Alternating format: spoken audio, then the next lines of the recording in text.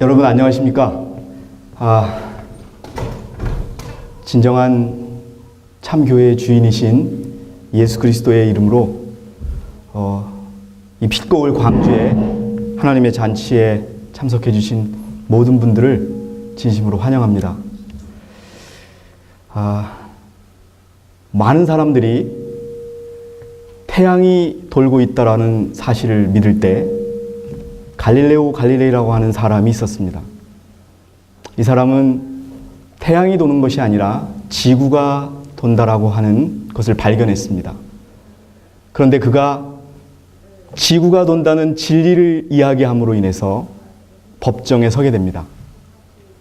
그래서 온갖 협박과 온갖 회유와 그거를 통해서 그는 법정에서 지구가 돈다는 자기의 진리를 포기하고 그리고 내가 틀렸다라고 이야기를 합니다. 그러나 그 법정에서 나올 때 갈릴레오는 다시 법정을 향하여 외칩니다. 여러분 뭐라고 하며 갈릴레오가 그 법정을 향해서 외쳤는지 아시는 분 혹시 계세요? 예, 뭐라고 했을까요? 예, 그래도 지구는 돈다라고 이야기하고 나옵니다. 그 이후에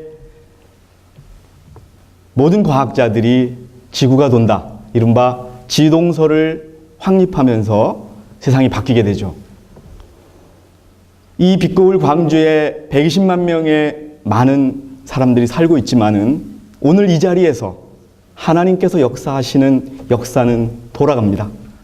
비록 많지는 않지만은 이 자리에 하나님의 비밀과 하나님께서 정말 지극히 사랑하시는 그 백성들을 향하여 외치는 음성이 있습니다. 그 음성에 여러분들의 마음을 열어주시고 또 그 마음이 움직이신다면 정말 진정한 하나님이 이끄시는 그러한 곳이 어딘지 생각할 수 있는 그런 기회가 되기를 간절히 바라면서 제가 준비한 강의를 시작하고자 합니다. 제목이 2300 주야와 조사심판입니다. 그런데 이번에 많이 훌륭한 다른 주제들이 있습니다. 그러나 저는 그 모든 주제들을 연결할 수 있는 그 주제가 바로 2300 주야와 조사심판이라는, 그리고 이 땅에 약 2천만 가까운 기독교인들이 있지만은 기독교에서는 개신교라고 그러죠. 우리가 그 교회 내에서는 거의 언급되어지지 않고 있는 주제가 오늘 여러분들께 말씀드릴 이 주제입니다. 다니엘 8장 13, 14절에 보면은 성소와 백성이 내어준 바 되며 짓밟힐 일이 어느 때까지입니까? 라고 하니까 그가 내게 이르는데 2300 주야까지 짓밟히고 그 2300 주야가 되면 어떻게 되리라? 성소가 정결함을 입으리라. 성소가 깨끗게 되리라고 하는 다니엘의 예언이 지금 기록되어 있습니다. 그래서 오늘 이 주제를 우리가 공부하기 전에 한 가지, 두 가지, 세 가지 분명한 전제 조건을 달아야 될 것은 뭐냐 하면은 누군가가 성소를 어떻게 했다? 더럽혔다라고 하는 부분이 분명히 있고, 그리고 그 더럽힌 내용이 무엇이냐가 있고, 그러면은 어떤 방법으로 그것이 깨끗하게 되느냐 하는 것이 있다는 거죠. 그것이 연결되는 것이 바로 2300 주야까지는 성소가 더럽혀지고 짓밟혀지는데 그 2300 주야가 끝나면서부터는 더럽혀진 성소가 깨끗하여진다. 성경에 정결하여진다라고 하는 그러한 것을 우리가 짚고 시작을 하도록 하겠습니다. 그래서 2300 주야의 끝에는 성소의 정결이 시작이 된다라고 하는 거죠. 사실 여기까지는 많은 개신교에서도 동의하는 내용들이 있습니다. 잠깐 보면은요, 개신교단에는 없는 가장 독특한 교리를 우리는 가지고 있습니다. 세천사의 기별, 우리가 가지고 있는 18장 천사의 기별도 분명 새 천사의 기별이라고 우리가 할 수 있고요. 그 다음에 하늘 성소, 이 땅의 성소가 아닌 하늘 성소, 십자가에서 돌아가신 그리스도께서 하늘에 가셨는데 하늘 성소에서 봉사를 하고 계시다는 그러한 교리. 그리고 우리가 상당히 많은 것을 의지하며 살아가는 대언의 영, 예언의 신, 이 세 가지를 우리가 가지고 있는 독특한 교리라고 저는 생각합니다. 그래서 이런 것들을 전제로 2300주야를 시작을 합니다. 제가 모두에 말씀드렸듯이 다른 주제들도 굉장히 중요하지만은 이 주제는 모든 것을 함축하고 있고 과연 하나님이 마지막 교회를 위하여 무엇을 다른 교회와 다르게 주셨는가 하는 것을 우리가 짚을 수 있는 주제가 담겨 있습니다.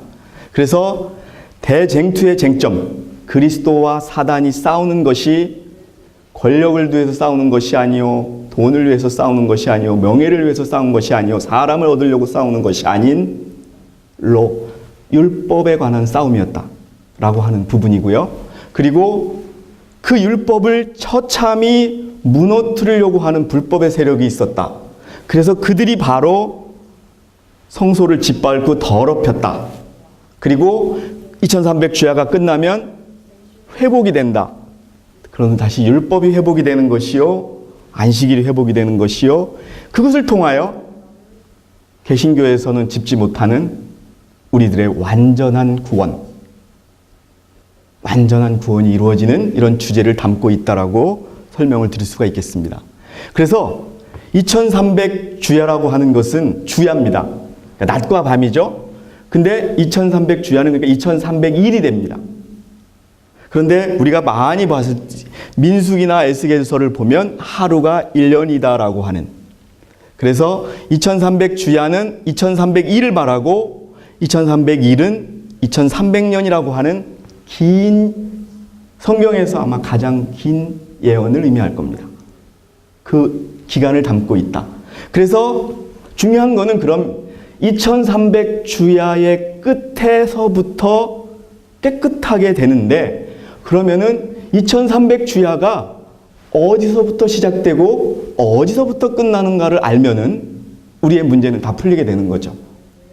그래서 그런 부분들이 보면은 있는데 2300주야라고 하는 것을 깨닫게 하기 위해서 하나님이 또 주신 예언의 한 부분이 뭐냐 하면 이런 내용들입니다.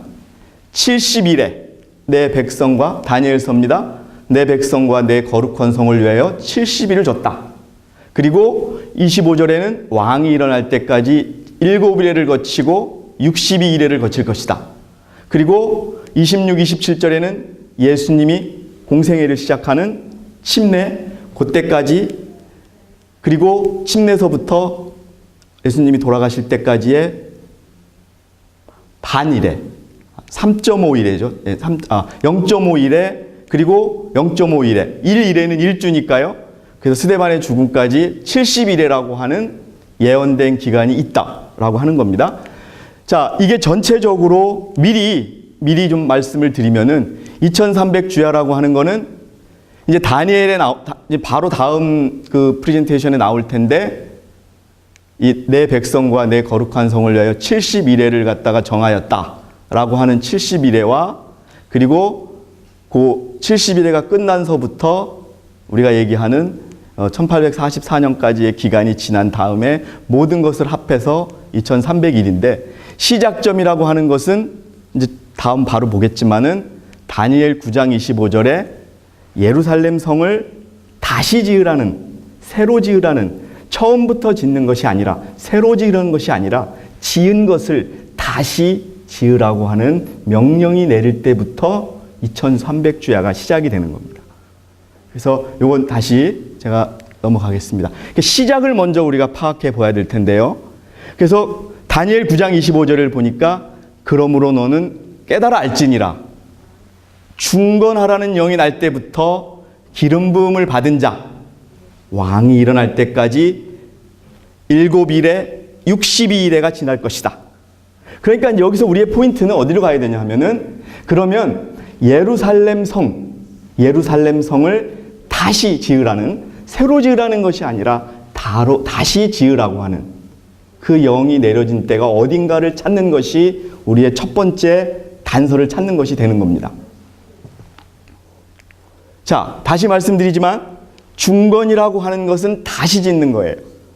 그런데 에스라서에 보니까 예루살렘 성을 지으라, 다시 지으라, 고쳐라, 이러한 영이 4번이 내립니다. 그걸 하나하나 찾아보니까 에스라 1장 1절에서 4절에 고레스 원년에 내렸던 그 칙령이 하나 있는데 조서라 그러죠. 그게 BC 537년에 내렸는데 이것은 이스라엘 백성들의 기환과 건축, 새롭게 짓는 것을 의미하는 칙령이라서 중건과 맞지 않게 됩니다. 그런데 두 번째 또 에스라 6장에 나와 있는 다리우스 1세 2년에 내린 칙령이 또 하나 있는데 이 칙령의 내용을 보니까 이때 시작했던 공사가 맞춰지지 못하고 중단된 것을 다시 하라 라고 하는 그러한 칙령이었어요. 그러니까 이거는 하나가 완전히 새롭게 지어져서 무너지고 이런 것을 다시 하라는 것이 아니라 짓지 못하고 완성하지 못한 것을 끝내라는 거니까 이것도 해당이 안 되는 겁니다. 그래서 또 보니까 에스라 7장 7절에 보니까 7절서부터 26절을 보니까 아닥사스다 1세 왕이 7년에 내렸던 이 칙령이 예루살렘 성을 중건하라는 칙령과 딱 맞는 겁니다. 여기까지는 개신교의 밀러랑 같은 시대에 연구했던 사람들이 뽑아냈던 그러한 예언이었습니다. 그래서 이것이 이제 가을이냐 봄이냐 때문에 나중에 내일 우리가 계시록 10장에서 나온 입에는 달았으나 배에서는 쓴 일이 발생하죠. 그렇게 되는 거지만 어쨌든 아닥사스다 1세의 7년에 내렸던 이 칙령이 예루살렘을 중건하라는 영과 일치한다. 그래서 그 시기가 BC 457년이다 라고 하는 겁니다. 그래서 BC 457년부터 2300년이 지나면 그때부터 어떻게 된다? 성소가 깨끗함을 시작한다라고 하는 것이 맞아 들어가게 되는 겁니다. 그래서 여기 보시면 그 다음에 또 아닥사스다 1세 20년에 내린 거는 우리가 잘 아는 느헤미야에게 성을 중건하라고 하는, 다시 고치라고 하는 그 영이 있습니다. 그래서 BC 457년을 2300 주야 동안에 짓밟힘이 시작되는 시기로 보는 것이 맞다라고 합니다. 그래서 BC 457년에서 2300년을 지나면은 1844년, 이른바 재림운동의 피크, 첫째 천사의 기별의 결말을 보고 두째 천사의 운동이 시작됐던 그 시기와 일치하게 되는 겁니다. 그리고 하나하나를 보면은 2300 주야의 다니엘서에 들어있는 단서 70일에, 이른바 70주, 그 기간에 그럼 무슨 일이 일어났는가를 보면은 이 예언이 해석이 틀리지 않다는 것을 우리가 알 수 있는 거죠. 그래서 24절에 보니까 70일에로 기한을 정했는데 누구를 위하여? 이스라엘 백성과 예루살렘 성을 위하여 70일을 정했는데 허물이 마치며 죄가 끝나며 죄악이 영속되며 지극히 거룩한 자가 기름 부음을 받으리라. 이 내용은 보니까 70주는 70 곱하기 7 하면 490일이 나와요. 491인데 70년이니까 490년이 나오는 거죠. 그래서 457년 아닥사스다 왕이 칙령을 내린 457년부터 490년이 지나니까 예수님께서 돌아가시고 3년 반 후에 스데반 집사가 돌에 맞아 죽는 그 시기가 맞더라. 그때까지 하나님께서는 엄청난 은혜를 베푸셔서 하나님이신 예수 그리스도를 이스라엘 백성들이 죽였음에도 불구하고 그들에게 은혜를 그때 멈추시지 않으시고 스데반을 돌로 쳐 죽였을 때 은혜를 거두게 되는 그런 것을 보게 됩니다. 그래서 70일의 끝은 스데반의 죽음까지의 AD 34년을 가리킨다라고 하는 겁니다. 그럼 기름 부은 자는 뭡니까? 메시아가 예수 그리스도께서 메시아로서 공생애를 시작하는 때까지를 가리키는 겁니다.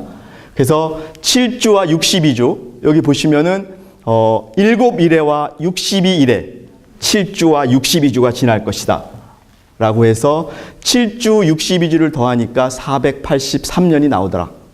그래서 아닥사스다 왕의 칙령 때부터 483년을 더하니까 예수께서 공생애를 시작하신 AD 27년이 나오더라. 그러니까 71회 중에 69일회가 차고 한 일회가 남는 거예요. 한 일회, 일주일이 남으니까 일주일은 7일이죠. 7일은 7년인데 7년이 남는 겁니다.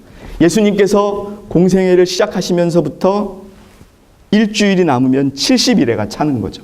그 70일에 꽉 채우는 그 일주일에 1일회 동안에 7년 동안에 3년 반 예수님이 돌아가시고 3년 반 스데반이 죽을 때까지의 한 일주일이 지나면 다니엘서에 나오는 70일 일회가 완성이 되는 겁니다.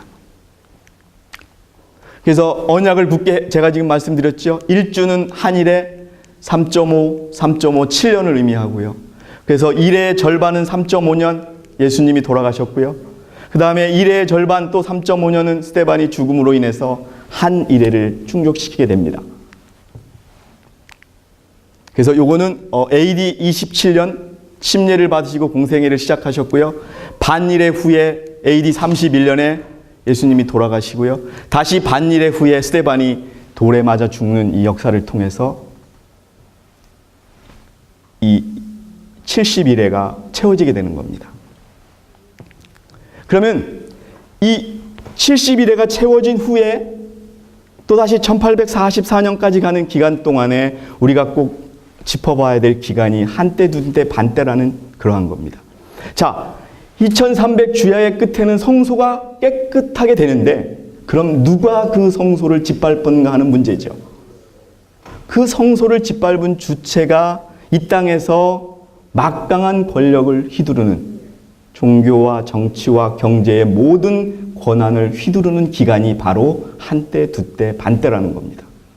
그래서 바로 제 강의가 끝나고 우리 델라파스 목사님께서 하실 그 작은 뿔이 권력을 누리는 기간, 그 기간 동안에 우리는 종교의 암흑시대라고 합니다. 그리스도인들에게는 성경이 주어지지 않았고 정말 진정한 하나님의 안식일을 지키는 자들은 산으로 도망가고 핍박을 받고 죽어나갔던 그 시기, 예수 그리스도라는 이름으로 수백만 명을 죽였던 십자군 전쟁이 일어났던 그 시기, 그 암흑의 시기를 우리가 계산을 해내야 되는 겁니다. 그래서 한때, 두때, 반때는 3년 6개월을 의미한다. 때는 해다. 그럼 1년, 2년, 반년. 그래서 이걸 계산하니까 3년 6개월. 유대시대의 1년은 우리는 요즘에 365일 1년을 가지고 있지만 그때는 360일이 1년이었습니다. 그래서 3.5년은 1260일이 나오는 겁니다. 이 기간 동안은 완전히 이 세력에 의해서 성소가 짓밟혀서 정말 더럽게 되는 그러한 일들이 있었던 거죠. 그래서 작은 뿔의 세력이 1260년 동안 막강한 권력을 누리는 근거는 성경에 한때, 두때, 반때를 다니엘서 12장에는 한때, 두때, 반때를 계시록 11장에는 42달, 이게 42달입니다. 그 다음에 11장 3절에는 1260일을, 그 다음에 12장 6절에는 1260일 동안을, 13장 5절에는 42달이라고 기록이 되어 있습니다. 여기까지도 그 밀러 시대의 해석자들은 거의 도출을 하게 됩니다. 한때, 두때, 반때의 시작과 끝을 간단하게 말씀을 드리면 사실 AD 538년에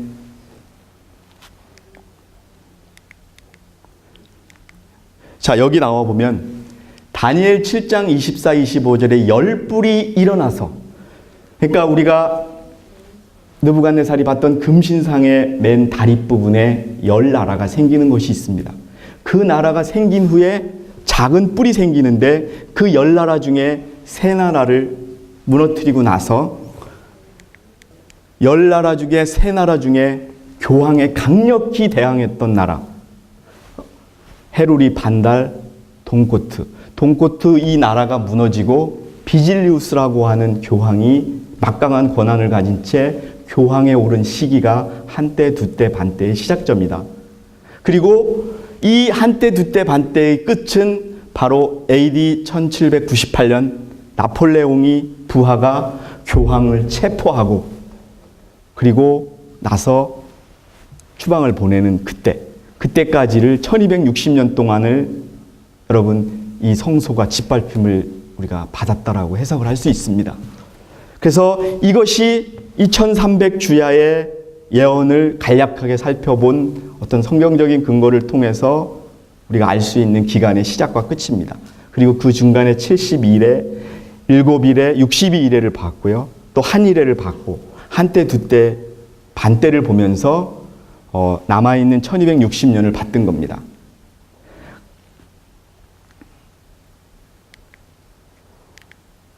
그래서 72일에와 1260일의 기간을 이렇게 보면은 요 아닥사스다 왕의 칙령이 내린 때로부터 우리가 말하는 1844년의 기간이 2300주야라는 거죠.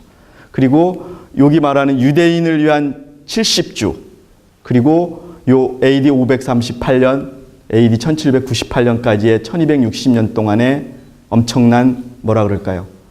암흑기. 그러나 여러분, 암흑기라고 하지만은요, 예수님께서 돌아가시고 로마는 더 강력히 그리스도인들을 탄압했어요. 그런데 결과는 뭐가 됐냐 하면 그리스도인들의 숫자는 줄어들지 않았어요. 오히려 신실하게 그들은요 손으로 산에 굴을 파고서 그 안에 예배당을 만들어서 예배를 드리고 목숨을 바꿔가면서 시당을 하게 되는 그러한 정말 더 강력한 믿음을 보자 사단이 이제 방향을 바꾸죠. 탄압만이 그게 전부가 아니구나. 들어가서 수준을 낮춰버리자 라고 하는 그러한 것을 통하게 됩니다. 그러나 하나님의 역사는 여기 나와 있는 것처럼 복음이 스데반의 죽음을 통해서 이제는 유대인에서 그친 것이 아니라 이방인에게 어쩌면 그 덕분에 우리가 이 이스라엘로부터 거의 지구에 거의 한 반대에 있는 한국에까지 우리가 복음이 미치게 되는 그런 놀라운 역사가 있게 되는 겁니다. 그래서 이제 2300주야의 끝에 성소 정결이 시작이 된다라고 하는, 그런데 이제 사람들이 그런 얘기를 합니다. 개신교인들이 당신네들은 그리스도의 십자가를 너무 무시하는 거다. 왜? 예수 그리스도의 십자가는 우리 모든 죄인을 위하여 모든 것을 다 줄 수 있다고 얘기하고 주었다고 얘기하는데 무슨 대속제일이 필요하고 예수님의 지성소 봉사가 필요하냐고 질문을 합니다. 그러나 우리는 그거에 대해서 이제 앞으로 설명을 드릴 텐데요. 분명히 예언의 신에 많이 기록이 되어 있지만 성경에도 우리가 얘기하는 성소가 이제 2300주야의 끝에서부터 깨끗하게 된다는 성경적 근거를 찾을 수 있습니다. 그래서 이 성소의 전결은 어떤 예언의 신만을 통해서 우리가 설명할 수 있는 것이 아니라 성경적으로도 설명할 수 있는 것이요. 정말로 뭡니까? 십자가 외에 어떤 과정이 필요해서 우리의 죄가 완전하게 용서를 받는 과정이 필요한가? 이거를 우리가 좀 보는 것이 중요합니다.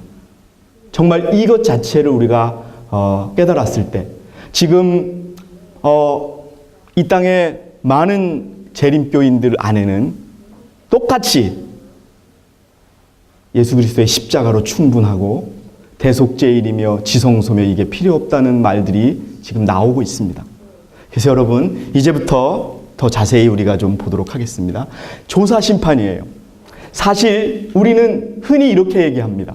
조사심판 때야. 우리가 이 심판에서 정말 꼭 통과돼야 돼. 심판에서 잘못되면 안 돼. 우리는 심판을 부정적으로 얘기합니다. 여러분 우리는 어떤 사람입니까, 여러분? 이 심판의 의미는 뭐냐 하면은요. 자, 죄의 싹은 무엇입니까? 죄를 지으면 어떻게 돼요? 사망이라고 성경은 말하고 있습니다. 죽어야 되는 거예요. 근데 여러분 죄를 지은 아담과 하와가 죽었습니까? 죽지 않았거든요. 그건 왜 그래요? 그들의 죽음이, 우리의 죽음이, 여러분들의 죽음이 유예된 거예요. 왜? 어떤 분이, 누가? 그리스도가 이 사람의 죄를 용서해 주십시오. 이 사람이 나를 믿었으니까 이가 어떻게 사는지 봐주시고 그 믿음을 보시고 용서해 주시고 한번 조사해 보셔서 정말 믿음대로 살고 정말 의를 생애하면서 산다면은 저 사람의 죄를 없애 주십시오라고 하는 것. 그래서 단지 십자가에서 예수 그리스도의 보혈로 죄가 용서하는 데서 그치는 것이 아니라 죄가 완전히 없어져서 우리가 죄를 짓기 이전에 완전한 의인으로 돌아가는 과정, 그 놀라운 은혜가 이루어지는 과정이 바로 조사 심판입니다. 자, 조사 심판이라는 용어는요, 재림교회, 우리가 몸담았던 재림교회 내에서도 처음부터 쓴 용어가 아닙니다. 1857년에 제임스 화이트이라는 사람, 화이트 부인의 남편이죠. 제임스 화이트이 리뷰 앤드 헤럴드지에 처음으로 썼어요. 화이트 부인이 처음 쓰신 것도 아닙니다. 죽었거나 혹은 살아있는 성도들에 대한 조사심판이라는 용어를 여기서 처음 썼어요. 그리고 또 다른 표현으로는 재림전 심판. 예수님께서 재림하시기 전에 심판하는 것이 있는데 그것이 뭐다? 조사심판이다라고 그래서 The Pre-Advent Judgment라고 그래서 이런 용어를 썼어요.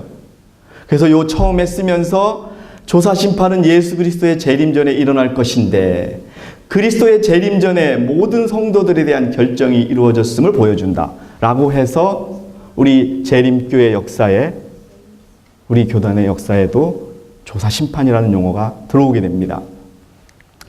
조사심판이라는 거는요, 많은 부분에 기록이 되어 있지만 먼저 성경보다는 예언의 신을 먼저 말씀을 드리면 살아남은 자라고 하는 예언의 신 378페이지에 보니까요, 이런 말이 있습니다. 죄를 회개하고 그리스도를 믿음으로 말미암아 그리스도의 속죄의 은혜를 받을 사람이 누구인지를 결정하기 위해 다 십자가를 믿고 죄의 용서를 받았는데 여기 보니까 그리스도의 속죄를 은혜를 받을 만한 사람인지 누구인지를 결정하기 위해서 하늘에 있는 기록책을 조사할 필요가 있다 라고 해서 조사심판의 정의가 도출되게 됩니다. 더 정확하게 그럼 조사심판이라고 하는 것을 통해서 2300주야 동안 짓밟혔던 성소가 깨끗해지는데 어떻게 깨끗해지느냐 하는 것을 설명하고 있습니다. 우리가 유대인들의 그 유랑생활 동안에는 성막이 있었는데요. 고대에서 사람들의 죄가 제물의 피로서 지상성교에 옮겨지는 것과 같이 우리의 죄는 실제로 뭐라고? 그리스도의 피로 말미암아 어디에? 이 땅의 성소가 아닌 하늘 성소로 옮겨지는 것이다. 그리고 또한 지상 성소에서의 포상적인 정결은 성소를 더럽힌 죄를 제거함으로 언제? 1년에 하루 대속죄일 날 그 휘장을 없애는 것처럼, 휘장에 다 옮겨진 죄를 없애는 것처럼 하늘 성소의 정결은 거기에 기록된 죄를 도말함으로 어떻게 되는 것이다? 성취되는 것이다. 우리는 많은 죄를 지은 죄인입니다. 죄인은 죽을 수밖에 없습니다. 그런데 우리에게 엄청난 복음이 왔죠. 그리스도를 믿는 것, 그분의 보혈을 믿는 것, 그것이 우리에게 집행유예라고 하는 선교를 내렸어요. 예수를 믿음으로 죽이는 것을 유예한다. 언제까지? 조사심판에서 통과할 때까지. 그래서 조사심판은 사실 하나님의 백성에게는 두려운 심판이 아니라 엄청난 은혜의 심판입니다.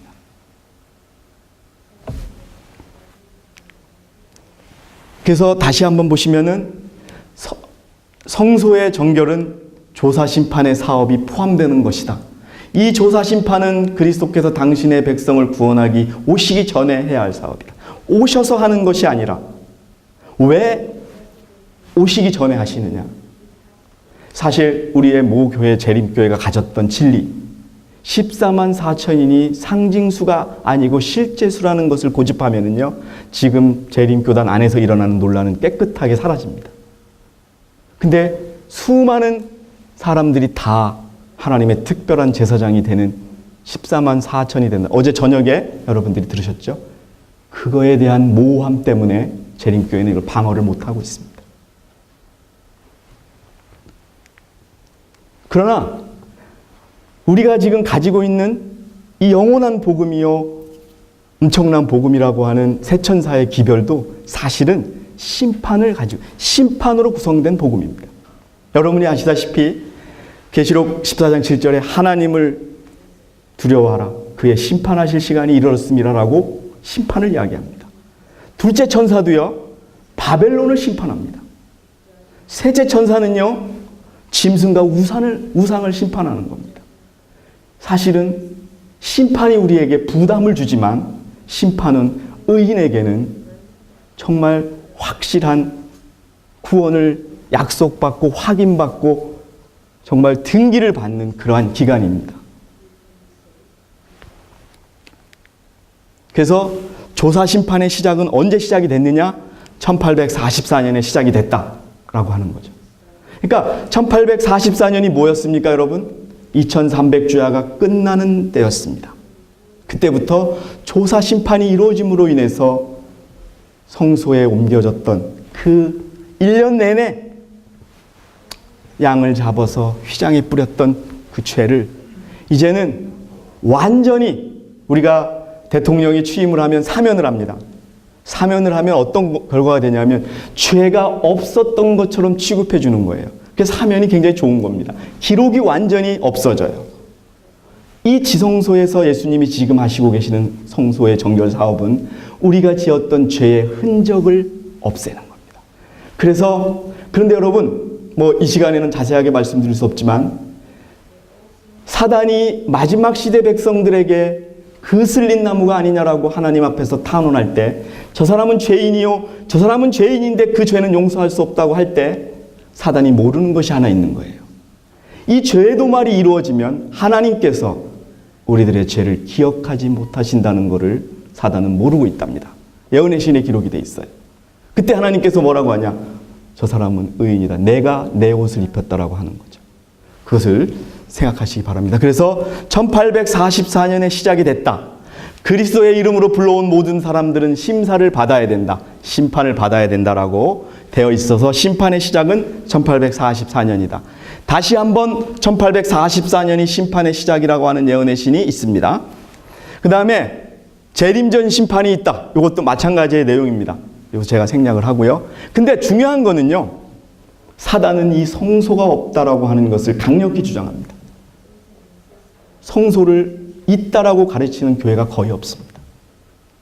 이 땅에 하나님의 교회가 생길 때 많은 오류의 교회들이 생겼습니다. 그들이 서로 설령 우리가 가지고 있는 완벽한 진리를 부분적으로 가지고 있지만은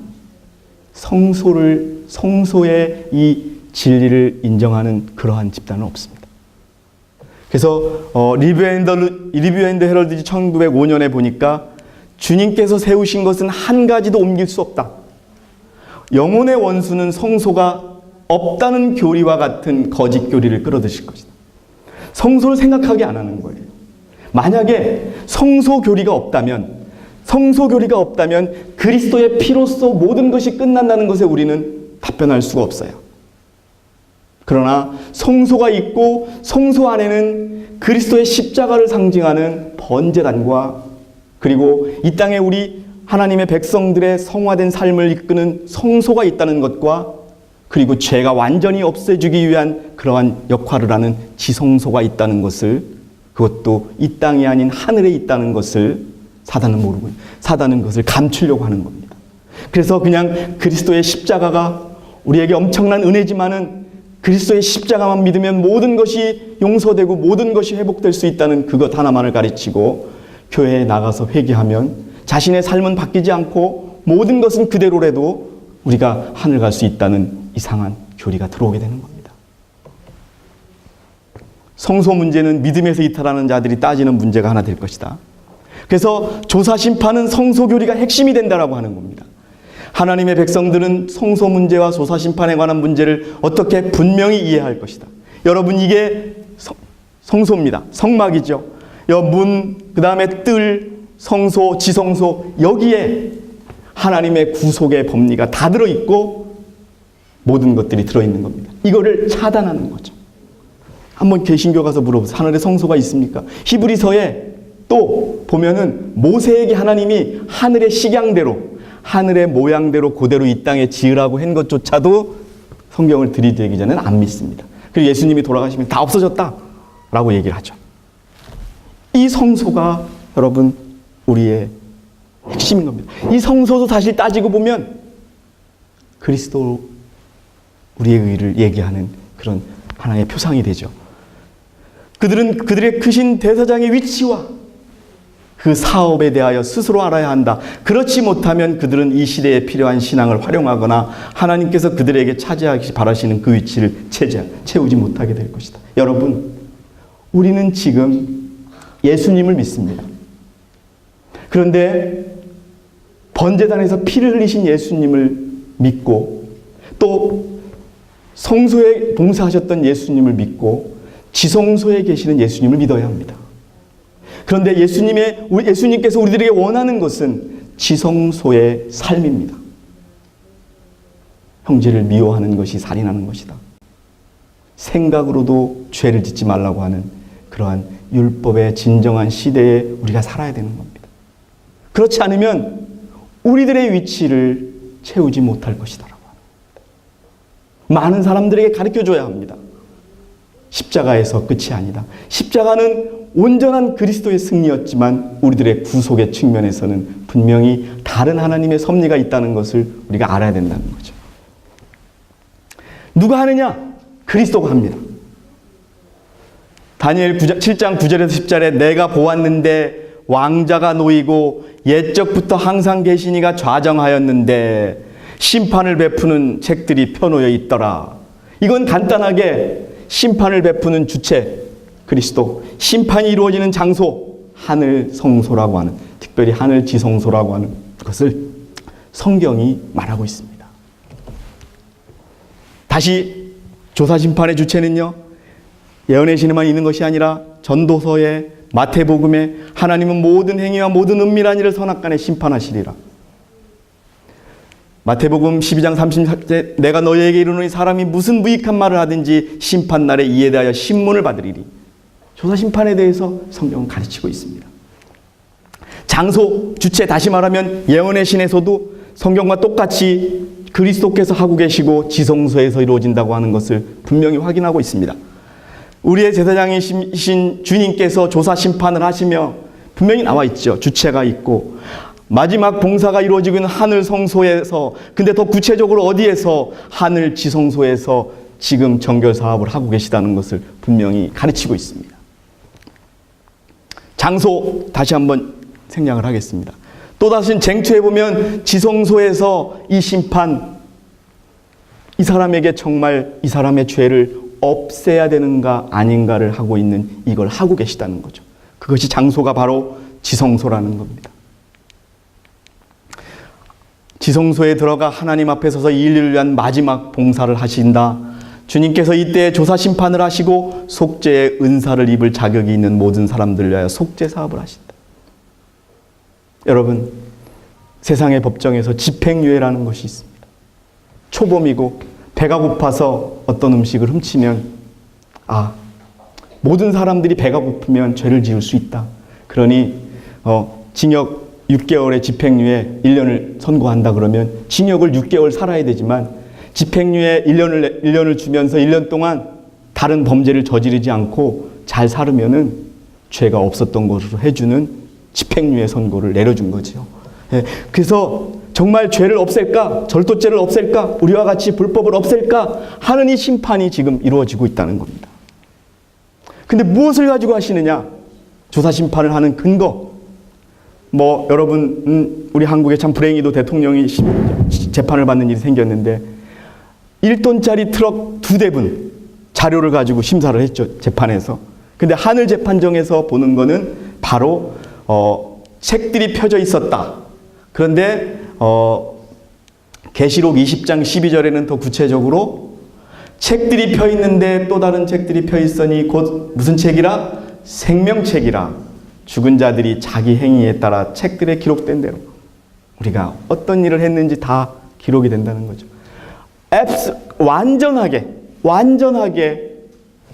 3D 화면으로 그냥 표치되는 것이 아니라 다 기록이 되어 있다는 겁니다. 그래서 생명책을, 기념책을 가지고 하는 겁니다. 생명책은 계시록에 보니까 또 다른 책이 펴졌으니 자기 행위에 따라 책들에 기록된 대로 심판을 받는 생명책, 여호와를 경외하는 자와 그 이름을 존중히 생각지 않을 위하여 여호와 앞에 있는 기념책, 이것을 가지고 심판이 이루어지고 있습니다. 아까도 말씀드렸듯이 그리스도의 십자가와 또 조사심판, 그리고 대속제일날 휘장이 찢어지는 이 일들이 어떤 관계가 있는지 이제 더 구체적으로 예언의 신을 통해서, 성경을 통해서 설명을 드리겠습니다. 자, 보세요. 그리스도의 피가 회개한 죄인을 율법의 정죄에서 풀어줄 것이었지만 그 다음에 뭐라고 되어 있습니까? 죄를 완전히 없이 하지는 못할 것이다. 그 죄는 최종적 속죄 때까지 성소의 기록에 남아있을 것이다. 1년 내내 휘장에 뿌리는 거죠. 이와 같이 모형에서도 속죄제일의 피는 회개한 사람에게서 죄를 제거하였으나 그것은 속죄일 때까지 성소의 휘장에 남아있었다. 하늘 성소에서 사람을 인하여 진행되는 중보 사업은 그리스도의 계획에 있어서 십자가상에서의 그분의 죽음과 마찬가지로 중요하다.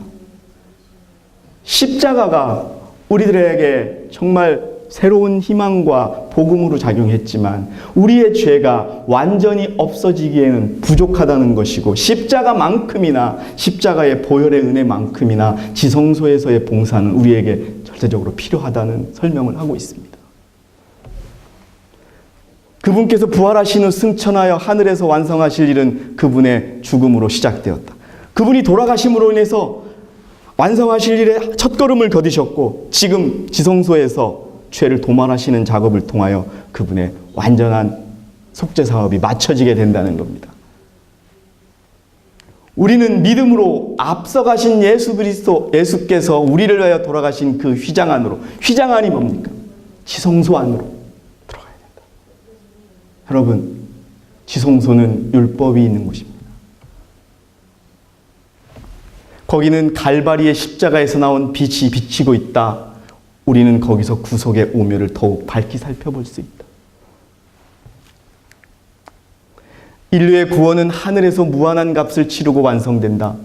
거기에 치러지는 희생은 하나님의 율법을 범한 데 대한 최대한의 요구에 해당되는 것이다. 예수님께서 아버지의 보호자로 나아가는 길을 열어주셨으므로 그분을 믿음으로 그분께 나아가는 모든 사람의 진정한 소망도 그분의 중보를 통하여 하나님 앞에 상달될 수 있다. 지금은 중보가 있습니다. 여러분. 중보가 끝나는 날, 그날은 죄의 용서와 도말이 있을 수 없습니다. 그대로 의인은 그대로 의로워라. 죄인은 그대로 죄인으로 남아있어라. 의인은 더욱더 의롭게 되라. 죄인은 더욱더 죄인으로 되라는 선고가 내려지는 겁니다. 그래서 무엇을 심판하느냐? 근거는 그건데 상징적 의식에는 죄를 회개하고 고백함으로 하나님 앞에 나온 사람들, 곧 그들의 죄가 속죄 제물의 피를 통하여 성소로 옮겨진 자들만이 대속제일의 봉사에 참여할 수 있었다. 그와 마찬가지로 마지막 대속제와 조사심판의 나라는 하나님의 백성이라고 공언하는 사람들, 하나님의 백성이라고 공언하는 사람만 심판하는 거예요. 여기서 이 조사심판이 엄청난 은혜의 심판임을 알 수 있습니다. 하나님의 백성은 그리스도를 믿는 모든 사람을 의미하지 않습니다. 여러분이 아시다시피, 우리가 믿다시피 1844년 안식일을 믿고 잠든 분들, 믿고 있는 자들의 심판이라고.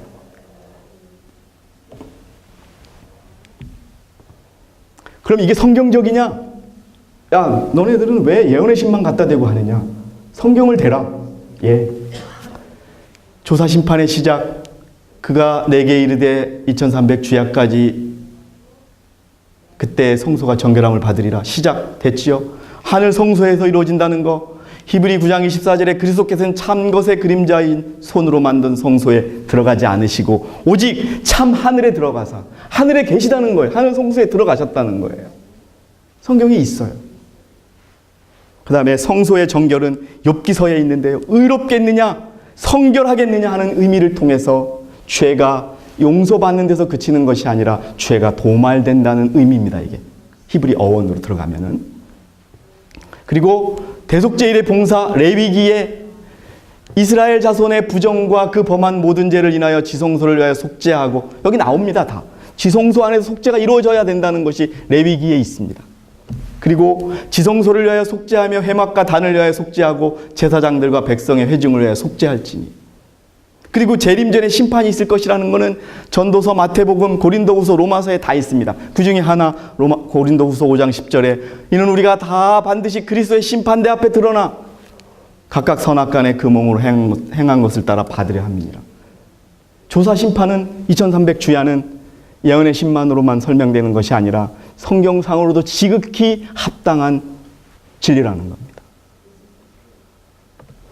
우리가 여러분들 이 자리에 오신 여러분들, 혹시 개신교에서 오신 분들이 계시면 우리는 똑같은 것을 믿는데 아직 발견하고 있지 않을 뿐이라고 하는 것을 생각하시기 바랍니다. 조사 심판은 죄의 도말입니다. 기록을 없애는 거예요. 사단은 인류를 속이고 유혹함으로 인류를 창조하신 하나님의 계획이 실패로 돌아가게 할 수 있다고 생각하였다. 그러나 이제 그리스도께서는 인류가 마치 어떻게 타락한 일이 전혀 없었던 것처럼 이 계획이 실행되기를 간구하신다. 죄인이라고 하는 것. 우리가 여러분 교도소를 갔다 오면 전과자라고 하는 딱지가 붙습니다. 그러나 사면은 죄가 완전히 없어진 것으로 만들어주는 겁니다. 모든 권리가 회복이 되고요. 사단이 하나님의 계명에 대한 의문을 부여하고 속임으로 인해서 사람을 속일 수 있었으나 하나님께서는 이제 그런 것이 아니라 타락한 일이 전혀 없었던 사람으로 만들어주겠다. 그 사업을 하시는 겁니다. 얼마나 여러분 엄청난 은혜의 시기에 우리가 살고 있습니까? 그분께서는 당신의 백성들에게 완전하고 충분한 용서와 의를 줄 뿐만 아니라 그들이 당신의 영광에 동참하고 당신의 보좌에 함께 앉아있게 되기를 구하신다. 여러분, 예수 그리스도께서 그분의 옷을 우리에게 입혀주실 겁니다. 누구도 우리에게 우리가 저 옷을 입는 것에 대해서 얘기하지 못할 것입니다. 왜? 저는 그 슬린 나무라. 저에게 새 옷을 입히라라고 재판장이 하시니까요. 변호사도 그리스도요, 재판장도 그리스도입니다. 남은 백성은 죄 가운데 있으면서 용서만 구하는 백성이 되어서는 안 됩니다. 여러분, 집행유예의 기간 동안에 우리가 죄를 짓잖아요. 세상에서는 더 강력하게 처벌을 합니다. 우리가 영적 대속죄일이 시작된 지 173년이 됐습니다. 1844년부터 지금까지 173년이라는 긴 기간이 지났습니다. 여러분, 우리의 삶에서, 우리의 말에서, 우리의 생각에서, 우리의 행동에서 죄가 그쳐져야 합니다. 그것이 될 때 그리스도께서는 우리들의 죄를 지우실 겁니다. 그래서 그분이 기억조차 안 하실 겁니다. 오늘 우리가 성소의 정결 사업에 대한 공부를 하면서 우리가 분명히 배워야 될 것은 우리가 언제까지 그리스도의 은혜만을, 오늘 또 죄를 짓고 오늘 또 죄를 짓고 또 다시 그리스도에게만 가는, 물론 그것도 필요하겠지만 이제 죄가 멈춰져야 합니다.